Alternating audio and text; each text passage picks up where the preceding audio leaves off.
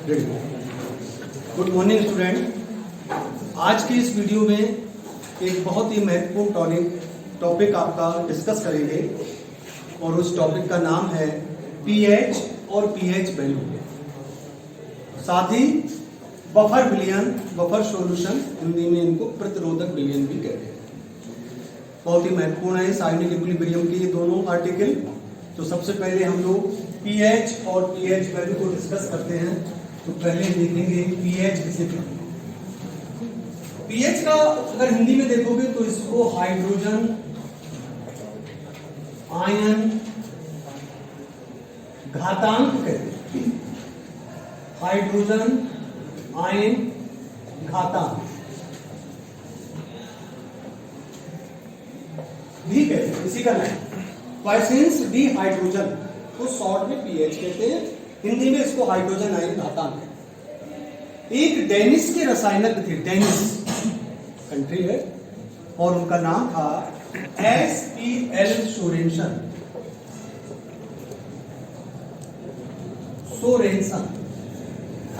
और ये घटना है 1909।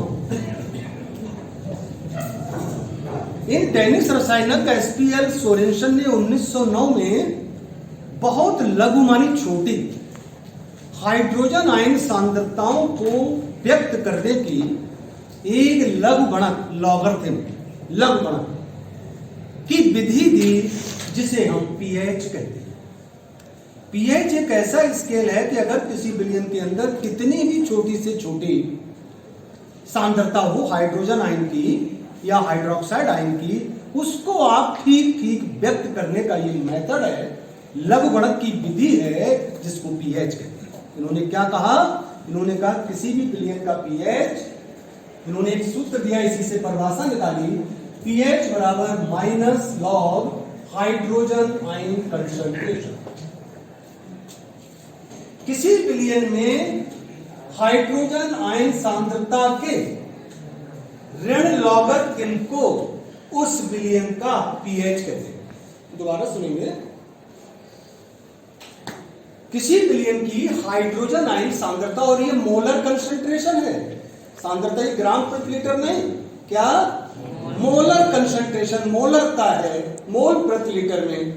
किसी विलयन की हाइड्रोजन आयन सांद्रता के ऋणात्मक लघुगणक या ऋण लॉगरिथम को उस विलयन का पीएच कहते हैं। पीएच बराबर minus log hydrogen ion concentration, यहीं से इन्होंने इसकी परिभाषा दी, ठीक है ना।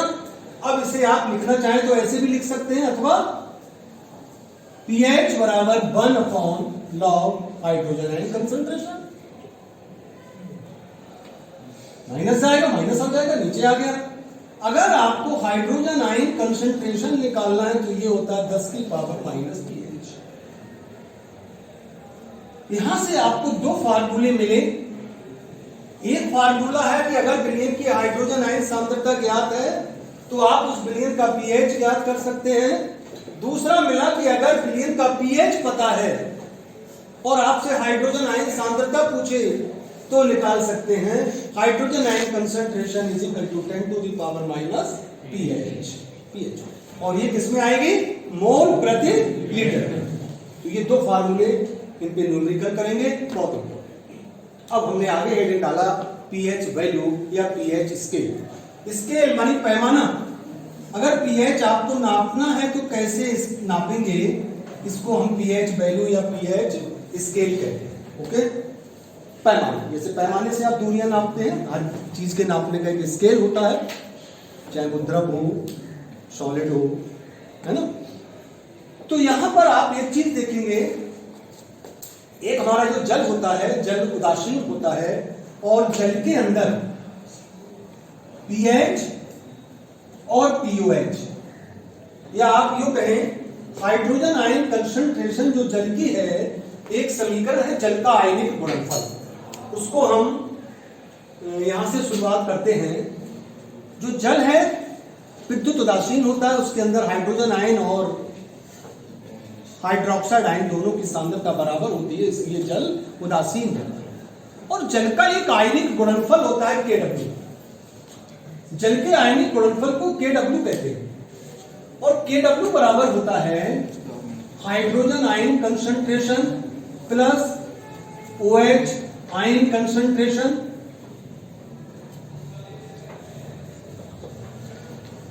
बराबर 1 गुणा 10 की पावर -14। इसे हम जल का आयनिक गुणनफल कहते हैं। एक समीकरण है और ये रिएक्शन है आपकी 25 डिग्री से। इसको हटा दीजिए यहां से निकालते हैं इसके लिए। अब हम इस पूरी इक्वेशन का ऋणात्मक लॉगरिथम लेंगे, ऋण logarithm minus log KW is equal to minus log hydrogen ion concentration plus minus log OH ion concentration बराबर माइनस लॉग 1 गुणा 10 की पावर -14। इस माइनस लॉग KW को हम लिखते हैं PKW। Minus log hydrogen ion concentration को क्या लिखेंगे? PH plus minus log OH ion concentration को क्या लिखेंगे? POH बराबर माइनस माइनस प्लस 14 लॉग 10 हो गया। लॉग 10 का मान 1 होता है, 14 गुणा 1 बराबर 14। तो PKW बराबर PH plus POH equal to 14, या आप यूं कह दीजिए PH प्लस POH बराबर 14, ठीक कर सकते हैं। अगर हम बात करें उदासीन विलयन के लिए, न्यूट्रल फॉर न्यूट्रल सॉल्यूशन, उदासीन जल हो सकता है ना, तो जो न्यूट्रल जो विलयन होता है उसके अंदर याद करिए H आयन की कंसंट्रेशन बराबर OH आयन कंसंट्रेशन होती है, तभी वो विलयन उदासीन होगा, दोनों की सांद्रताएं बराबर होंगी। तो जब ये बराबर होगी तो इसका आप √KW करेंगे, बराबर होगा। तो H आयन कंसंट्रेशन बराबर OH आयन कंसंट्रेशन बराबर 1 गुणा 10 की पावर -14, तो बराबर का ये स्क्वायर हो गया, इसका वर्ग हो गए, तो H आयन कंसंट्रेशन बराबर OH आयन कंसंट्रेशन बराबर 1 गुणा 10 की पावर -7 मोल प्रति जो उदासीन विलयन होता है उसमें हाइड्रोजन आयन की सांद्रता 1 गुणा 10 की पावर -7 होती है। तो अगर उदासीन विलयन की हम pH की बात करें तो इसको pH जब निकालोगे तो -7 log 10 हो जाएगा, माइनस माइनस प्लस 7 गुणा 1 बराबर 7। तो उदासीन विलयन का जो pH मान होता है कितना होता है? 7। अगर pH 7 से कम है, 0 से 6.99 के मध्य है, तो विलयन एसिडिक होगा। अब आपके पास एक स्केल आया, देख लीजिए कि पहला कंडीशन यदि pH इज इक्वल टू 7 तो सॉल्यूशन विल बी न्यूट्रल, विलयन कैसा होगा? उदासीन। सेकंड कंडीशन अगर pH इज लेसर देन 7 तो विलयन होगा एसिडिक, और अगर pH इज ग्रेटर देन 7 तो विलयन होगा क्षारीय, एल्केलाइन। यानी 0 से लेकर 6.99 तक एसिडिक होगा, 7 हुआ तो हमारा न्यूट्रल हो गया, और 7.1 से लेकर 14 तक जो होगा वो कितना होगा? क्षारीय होगा, एल्केलाइन। तो इस सूत्र से आप किसी भी विलयन की H आयन और OH आयन सांद्रता ज्ञात कर सकते हैं, उससे हम pH और POH निकाल सकते हैं। तो एक आपको फार्मूला इसमें और काम आएगा, देखिए pH प्लस POH बराबर 14। अगर आपको क्वेश्चन में POH pH दिया है और POH निकालना है तो POH बराबर 14 माइनस pH, तो POH कटा देंगे उसमें से, ठीक है ना। तो ये रहा हमारा pH किसे कहते हैं, ठीक। तो इसमें न्यूमेरिकल भी आएगा। थोड़ा सा डिस्कस आपको करते हैं प्रतिरोधक विलयन, बफर सॉल्यूशन, बहुत इंपॉर्टेंट है ये भी टॉपिक। ऐसा विलयन, अभी आप देखेंगे उदासीन विलयन होता है। मान लो ये जल है बेटा, ये न्यूट्रल है, वाटर लिया आपने, वाटर की जो प्रकृति है वो उदासीन होती है। उदासीन इसलिए होती है, इसका pH 7 होता है, और pH 7 इसलिए है कि इसमें H कंसंट्रेशन बराबर OH है। तो जल में अगर आपने एक बूंद अम्ल की मिलाई, किसकी मिला दी?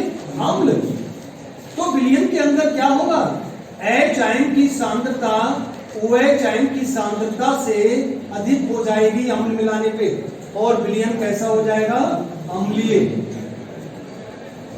उदासीन जल में अगर एक बूंद अम्ल की डालेंगे तो विलयन कैसा होगा? अम्लीय। चलिए, अगर हमने उदासीन विलयन में एक बूंद क्षार की मिला दी, तो क्षार की मिलाते ही विलयन के अंदर अब OH आयन की सांद्रता is greater than H ion concentration, तो विलयन कैसा हो जाएगा? क्षारीय। यानी कि जल में अगर अम्ल मिलाया तो अम्लीय हो गया, और क्षार मिलाया तो जल किसी का प्रतिरोध नहीं कर पाता है, विरोध नहीं कर पाता है। और आप चलो इसको छोड़ दीजिए, वैसे भी देखिए जल की प्रकृति कैसी है। जल में नमक डालो, नमकीन; जल में चीनी डालो, शरबत मीठा हो; जल में जहर मिलाओ, जहरीला हो; जल में दूध मिलाओ, सब दूध। उस बेचारे का अपना कोई भी अस्तित्व नहीं है, जो उसमें मिलाते हैं वही बन जाता है, अपने को रूप धारण कर लेता है, किसी का भी विरोध नहीं कर पाता, अपना pH भी बदल लेता है, सब कुछ बदलने को तैयार है परिस्थिति के अनुसार। इसके विपरीत बस एक मिनट समझेंगे, बहुत इंपॉर्टेंट। अब हमने बात करी है बफर विलयनों की, तो वे विलयन जिनमें अल्प मात्रा में अम्ल मिलाने पर अम्लीय नहीं होते, अम्ल मिलाने पर अम्लीय नहीं होते, और अल्प मात्रा में क्षार मिलाने पर क्षारीय नहीं होते। अर्थात ये अपने pH मान में किसी भी परिवर्तन का प्रतिरोध करते हैं, विरोध करते हैं, चेंज नहीं करते। तो ऐसे विलयनों को हम प्रतिरोधक विलयन कहते हैं। फिर सुनेंगे, वे विलयन जिनमें अल्प मात्रा में अम्ल या क्षार मिलाने पर जिनके pH मान में कोई भी परिवर्तन नहीं होता, कोई भी सार्थक परिवर्तन नहीं होता, ऐसे विलयनों को हम बफर विलयन या प्रतिरोधक विलयन कहते हैं। और ये विलयन दो प्रकार के होते हैं। तो कल इसके टाइप्स और उनकी मैकेनिज्म कि आखिर ऐसा क्यों नहीं हुआ। अरे अम्ल मिलाया तो अम्ल ने तो H+ आयन दिए होंगे, तो फिर वो अम्लीय क्यों नहीं कर पाया विलयन। क्षार मिलाने पर उसने OH आयन दिए होंगे, तो फिर क्षार क्यों नहीं हुआ। यानी कि अम्ल और क्षारों ने अपना काम किया, लेकिन फिर उनके काम को कैसे निष्प्रभावी कर दिया गया। इसने हाइड्रोजन आयन दिए तो उनका क्या हुआ, इसने OH आयन दिए तो उनका क्या हुआ। सोचने वाली बात है ना। कहीं ना कहीं इसने उनका एनकाउंटर किया होगा, जभी तो अपने को बचा पाया होगा। तो वो उसे हम मैकेनिज्म कहते हैं, वो घटना हम उसकी मैकेनिज्म में समझें। आज के वीडियो में हम लोग इतना ही करेंगे। धन्यवाद।